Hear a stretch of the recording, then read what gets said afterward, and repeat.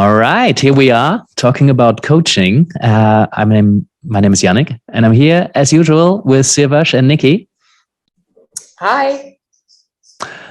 Nicki's still in Sri Lanka, and possibly some background noise. You are with us audio, and thanks for making the effort. It's so cool you're traveling around the world through nomadic lifestyle. Yes, excited about today's question. We're talking about neutrality. Is it possible that coaches stay neutral? Is it desirable that coaches stay neutral? And the context of this is kind of far-reaching because it's been a topic that's been kind of on my mind for quite a bit. It started when the whole climate crisis coaching effort really developed. And at the time, a lot of coaches started to be activists. And I get it. And I think it's important that we have activists in the climate crisis space. At the time, I thought, well, as coaches, you're wearing a particular hat, right? I know some coaches are already kind of activist coaches, and they're really directive, and they offer a lot of guidance and a lot of energy, and they have a agenda to have the most positive impact on their clients by their standards. But most coaches have at least the intention to be facilitative, to facilitate learning, to work client-led. Right? I work with what the client brings and what the client wants, and not with what I want and what I bring. So that opens up some interesting questions because, and I had a conversation with Peter Hawkins on this, with Eve Turner, with Linda Aspey, a couple of coaches who are really active in the climate space. And there was a conversation around, well, what do you do when you work with someone and you kind of want to bring up the ecology, the ecosystem, climate change, the planet into a coaching space? How can that be appropriate when we're supposed to work with what the client brings? And Peter, for example, said very clearly, look, I don't work with what the client brings. I asked the question, what work do we need to do together? And he said very clearly, the ecology, the ecosystem, climate change is always in the room, just by the food we ate this morning and the air we breathe right now. So that's already always relevant. And anybody who isn't thinking about how the climate crisis affects them right now or in the future, then it's obvious that it should matter to them. It does matter to them, whether they pay attention to it or not. So as a coach, you just kind of draw your attention to something that clearly matters. So from that position, I'm like, I get why that's not his agenda. It's the client's agenda. Eve Turner said she worked with in the travel, in the kind of travel agency business, travel business. And she was asking a question like, how will the climate crisis affect the future of your company? Which is a really fair question, very much in the interest of the client. Maybe not quite something that they had thought about. But I think this is how you can bring in something that doesn't directly come from the client. And then recently, Tatiana Bakarova shared an article about that was called "Neutral in Tensions," right? Because can we really be neutral? We can never really be neutral. I mean, it's impossible not to influence your client in any way. I mean, yes, I know there's approaches like clean language, and you can certainly make an effort to show up neutral, to be the kind of blank canvas, right? Psychoanalysts famously, there are many psychotherapists as well. They work with their clients' projections. They wear neutral clothing. They don't share details about their personal life. They're not on Instagram. On their website doesn't give any kind of information about who they are as people, because that's the way that they work. That's the way that they can work, because they're working with who you think they are, because that tells a lot about who you are. If I see a blank canvas and I just see stuff on there, then that's me. That's not the canvas. And so I think it's a powerful way of working. Most coaches don't work like that. Most coaches aren't trained or able to work like that. So as soon as you show up in a space as a fellow human being, maybe with perspectives, opinions, values, beliefs, if you put yourself into the room, then you're influencing someone. You're smiling, you're nodding, somebody tells you more about that. You're frowning and they feel challenged. You create silence and they keep talking. You ask a questions. Now you've intervened, right? You say, tell me more. And now you've steered the conversation in a particular direction. So I think it's impossible when we show up as humans to never influence. But there's different degrees of influence. At one end of the spectrum, you shake a client into positive outcomes. Some NLP coaches are like really directive. They strategically create rapport, and then they lead you to the outcome that maybe you wanted to achieve, but they take you by the hand and get you there. Other coaches, like I'm trained existentially, as many here know, you hold space, pay attention to what's in front of you. It's not really solution driven necessarily. But I mean, there's various degrees of trying to be neutral. And I think there's an impossibility to really stay neutral. So with many words, that's kind of the context of what I wanted to talk about, because there's a lot of opinions out there, and coaching schools seem to still train largely that we should be neutral as coaches, and it causes a lot of dilemmas for coaches out there who feel they should be neutral, but they're facing this impossibility of really being neutral, and maybe question, well, maybe I shouldn't be neutral, maybe I should take a stance, maybe I should make a suggestion, maybe I should share my opinion, maybe that's going to be in the client's best interest here. So yeah, shut up now and see what you think. Yeah, I think it's an important discussion, and I think there's so much to I think I haven't personally read a lot about this, but I think what a lot of the things you're saying, like I can relate to it, right? Like I remember coming into coaching in the beginning, thinking okay, the client wants this. Okay, let's move everything towards that, right? The client after 1 month says I'm not sure if I want that anymore, and actually, I think my experience has been that as coaches, and especially in my personal experience, right, that when I'm so convinced that something is good for the client, and I'm well, that's what the client wanted initially, it's almost that everything we do, we start kind of going into that direction. Like the client says, you know what, I want to move to Berlin, I want to move to Rome. And sometimes they might get second thoughts, right? They're I'm not sure this, maybe is this really the right thing for me? Right? And what comes up for me is this thing is, I don't know when I learned this. I don't know if it was, I think it was in a leadership book where they say that, getting what we want to do is, instead of telling people what to do, we want them to get to the solution that we want them to get to. Yeah, we asked some clever questions so that they think it was their idea. It's almost and I think I had this understanding in coaching, okay, well, that's probably what I need to do in coaching. It's okay, I can't tell them directly what to do, but let me ask them questions so they come to the same thing that I think is good for them. Right? And I think it's, having worked with a lot of coaches, I think it's very easy to fall into this. Mm-hmm. Right? It's to think, well, this is what the client wants, this is what is good for the client.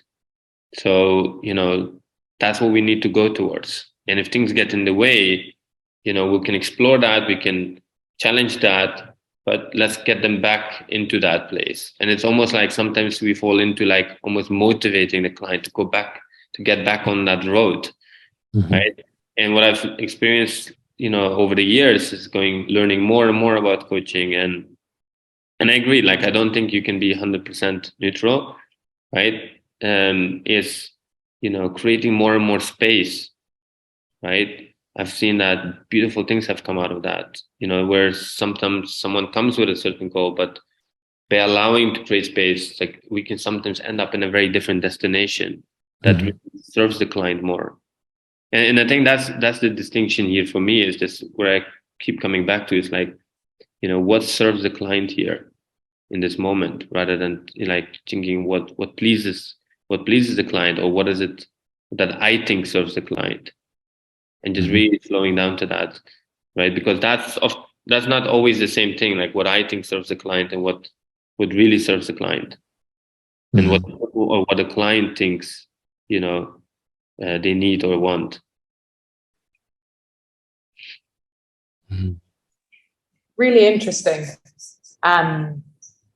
Yeah, I think so many valid points in there. For some reason, the kind of buzzword that kept like blinking in my mind is, I don't know why, authenticity.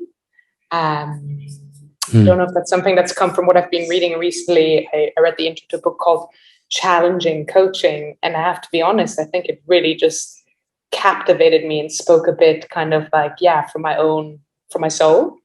I think it's a really important part of the process for coaches to learn and to become better at being neutral as part of their training. Obviously, it's kind of like once you know the rules, you can break them effectively. I think it would be alarming if we had coaches who just think it's okay to bring in their agenda, bring in their opinions without having the competence and ability to be neutral. But I think, like Siawash was just saying, like once you can do that, then I think it's about choosing the best tool for that situation for that client, and if to bring in a little bit more challenge, even if that involves stepping away and risking something. So stepping away from neutrality, but stepping into authenticity and kind of bringing a bit more of yourself into the process. I don't know. I actually just experimented with it today and it felt a bit new and uncomfortable, but it felt right. I think there's an important distinction that you point to. That's, one thing is to be neutral in terms of I'm not gonna show who I am. I'm not gonna share what's going on for me. And another neutral is not driving the client somewhere where you want them to be, right? Because I think you can be very much authentic in a space and disagree with what somebody is saying, not in terms of I want to convince you to think differently, but just to acknowledge that I have a very different perspective on this. And I think it's in those very spaces when values, beliefs, perspectives, knowledge clash that new learning is created. Right? According to Hegel, we need an antithesis to a thesis in order to get to the next level of synthesis. So if nobody disagrees with us, we're not feeling challenged to examine what we believe. And then there is no possibility for growth or learning. Right? With some clients, I found myself, I agreed with them so much. I just found myself starting to collude with, what they did, and I found it difficult to challenge them, and the coaching was no longer useful, right? I think it's important that we're being challenged, and the only way to challenge is to be authentic in, how we can challenge. The challenge can come from an intellectual position, right? We can play devil's advocate, but I think it's a much more alive challenge if that's our stance and our opinion. I remember working with someone who'd started to mention quite a lot of the kind of common conspiracy theories that had emerged during COVID. And I felt I couldn't sit there and just listen to this. I listened to a lot of it, right? But at some point I felt it was important for me to actually, acknowledge that I think very, very differently about a lot of what she had just said. But presenting that within a container of love and respect and confidentiality, we were able to have a really fruitful conversation where two people could meet each other with very different views and still have like a really helpful conversation. Not that she changed her mind on it or but just the experience of being met with that was in some ways transformative. So I could have stayed neutral in that sense and not said anything and just kind of helped her get to where she wanted to be. Would that have been better or worse? Well, we'll never find out.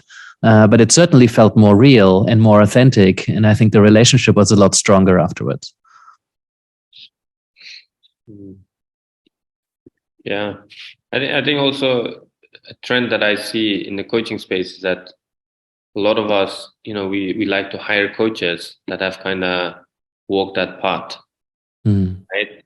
So, and I think it's like, you ask people, right? And it's not always like that, but would you hire a coach that's, that looks really good and then like has kind of like, if someone wants to lose weight and they have to choose between 2, 3 people, and one person is maybe a lot more competent, but they're overweight themselves, the client will often go for the one that actually looks like the kind of outcome that they want. Yeah. Right. And I think this is happening a lot. And again, I personally don't think it's a bad thing, but I think it's just, again, like there's almost like a mix between, because I think coaching is a really powerful tool. It's personally, I don't think it's, I think pure coaching can be really incredibly powerful and useful. And, coaching can be also used as a very powerful tool as amongst other tools like mentoring, supervision, right? Like what I've noticed is, just to give an example, right? I think, I've helped a lot of people, a lot of entrepreneurs, a lot of therapists, a lot of coaches improve their sales and how they do that. And one of the things that we work with, this is something that comes up again and again, is like we explore what are your opinions, what are your beliefs that you bring into a sales conversation. And the more we take those things to neutral, the better their sales conversations become. Yeah, because there's so many different ways of doing successful sales, and most of that is when you show up authentically. Same with business, right? There's so many different ways that you can build a business. So if we come up with a certain, stance of knowing, it may or may not be so helpful. I think that's the gripe I have with coaches who have, the weight loss coach who, lost a lot of weight. Well, they might not be able to help someone else lose weight at all unless they're very, very similar and struggle with the same kind of barriers and challenges. I mean, every person is so different. And I think the difficulty when coaches sell their own story as a marker of success and then, come from that position of non-neutrality. If somebody wants to be a bit more guidance and advice and somebody who's walked the path, I mean, everybody's path is so different. So I think it's easy to get caught up in making assumptions about that other person. And then I think we're coaching less effectively. But it's real, right? If you give people the choice of working with someone with 30 years experience who's overweight, who could probably help them lose weight, even though they struggle with their own weight loss journey, or with someone who looks fantastic, but has only been coaching for 6 months, who may not be able to help them, most people would choose the person who looks fantastic and has lost a lot of weight. Yeah. That's a reality. Yeah, and I think in a way that's like, it can be a challenge, right? But in a way it's also, I think you mentioned like, some coaches, for example, or some therapists, you won't find much about them online. Mm-hmm. So it's easy for them to be neutral. But nowadays, often, I know a lot of people do this, and I've done this in the past. It's like we kind of like observe someone for a few weeks or a few months. We can research, how are they living their life before we hire them. Is there something you want to tell us, Siawash? But yeah, I do think like it really influences. Like personally, I would prefer to hire someone that's really good at what they do, regardless of how they look, right? But I think it's very hard to stay neutral. Like we get influenced, we're more inclined to hire someone that has a really successful business, but it's probably not as good as a coach as someone else that maybe struggles in their business, but is great at coaching people to get the good results, right? And I think I see this all across the board. And my invitation again is to coaches to like, look, knowing this, right? Now you don't need to fall into the trap of like, oh, I have to market like this perfect life or whatever, right? But I think it's such an important part of actually, doing the work on yourself, right? It's great to, you can study all the courses and all the you can become more and more certified and put all these little, letters to your name. Right? And you have to do the work on yourself. And that's why it's so crucial to have your own coach. So you can work on the stuff that you bring into sessions, but also work on your own stuff, right? You don't need to be the perfect model, right? Yeah. But, how we live our life matters. Yeah. Go ahead. Yeah, sorry, that's a really important point you're drawing on. And I want to make this quite clear, right? We can only have the option to choose something, to do something neutral or to show up more neutral than we could have if we're aware of our own processes and our own shit. That's why I think working with a coach, exploring ourselves is so important, because if we're not aware of how we're showing up, then we cannot, it unconsciously going to influence the client. And if I influence the client, I want that influence to be conscious. I want to be aware of it so I can work with it, right? Not it working against me. Because if I don't notice how much this person reminds me of my brother, who had this problem and I wasn't able to help him back then, and now I'm like super, super involved, I need to be aware that this is something that's happening for me. So I can choose whether, this is something useful for the client or whether I'm way too involved because of that other relationship that has nothing to do with the client. Yeah. I think that's why coaching and supervision is so essential for the coach itself. And I'm sure you guys have had this, right? And I've had this plenty of times where someone says, well, I've been looking for a coach. And the reason I hired you is because of this, because you're a parent, or because you're spiritual, because you're that. And people will find reasons. I've heard the craziest things like, oh, you know what? Like seeing that you run marathons has really, connected me. And I'm like, what? Really? Okay, let me sign up for some more marathons. Right. But, I think it's that like how we live our life, how we, conduct ourselves is so important. And but that, having, that distinction that you said there, I think is crucial. It's knowing like, how do we show up in sessions? What do I bring to sessions? And then outside of that, whether we like it or not, right? Yeah. Our life is not neutral. Yeah. Maybe with a dentist is a bit different. Right? I the dentist again. That come up in a while. and I actually, me and my wife, sometimes we don't have really arguments about this, but sometimes I get a bit annoyed, and I find a really good movie. I'm like, let's watch this movie. She's like, no, it's Tom Cruise. I'm like, what do you have against Tom Cruise? Like, oh, well, he's done this and this and this in his personal life.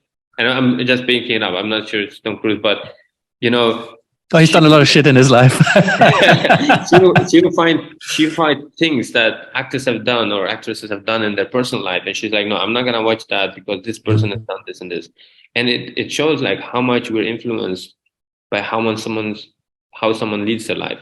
I mean, I personally get present and I can enjoy the movie, but this is it. We live in a time where everything is connected, and especially with with social media and everything. Like we can see what people are up to. We can see what's happening in their life. Yeah, and I mean, there might be. I mean, there's a fair concern that if somebody creates art, I saw a recent video about separating the art from the artist, which can be really tricky. Sometimes the art in itself is really, really valuable, and it has nothing to do with what horrendous things that artist might have done in their personal life. But often they merge, right? Often they're connected. I haven't spotted any Scientology messages from Tom Cruise movies, but I could imagine that I might be concerned about my daughter watching a movie of somebody who is some religious guru or something. I'm like, I would be a bit careful. So same thing when somebody seeks a coach, or based on something that is happening in the coach's personal life, I would want to explore that as part of the coaching. If somebody comes to me and says, oh, I picked you because of you run marathons, I would probably be curious, what assumptions are you making about me because of that, fact that you know about me. And then you start exploring your relationship. You start exploring their assumptions. You can still work with some of these projections. But I think a lot of how we live our lives and how we show up, it opens up doors into a conversation. And I think that's always helpful. What we then do with that conversation as a coach, or whether we take on that conversation or that client, that's a different story. And I think it's important that we explore our neutrality, their neutrality, and the impossibility of being 100% neutral. But I think that's time. No, I know you need to go, Siawash. I do too. Nicki, any last words? I know you've been quiet, mainly based on the environment you're in currently. Yes, definitely. No, but I've really enjoyed listening, guys. And as so often, a lot of the things you've said kind of were the same or similar things going on in my mind. Just one final thing that came up for me there, because I think we kind of shifted a lot into this concept of authenticity. And just to bring it back to the original kind of neutrality versus challenging people question, I think what just occurred to me again, because it's something I obviously often debate about myself when I'm working with clients. But as we so often say, I think, it also goes back into contracting with your client and just kind of, can be as simple as saying sometimes I might try and take a more neutral approach. And sometimes, I'm here to challenge you because if I don't, who else will? This is kind of what you've come here for. But again, to just give them that awareness in case it then kind of creates conflict or tensions, I think it lends itself easier to then resolving and or exploring those moments. But yeah, I think certainly both are valuable and useful and appropriate for different situations, moments within the coaching and to different people. But yeah, I've certainly become a lot more excited about, interested in exploring more of the challenging side of late. Cool. Well, guys, thank you very much. I'm curious about what people out there think. If you're a coach and you have a particular stance on it, I'd love to hear your thoughts. Is it possible to stay neutral? Maybe we hear about some stories in coaching where it was important not to be neutral and to really take a stance, maybe to protect the client from harm or something like that. So yeah, curious. And guys, thank you for your time.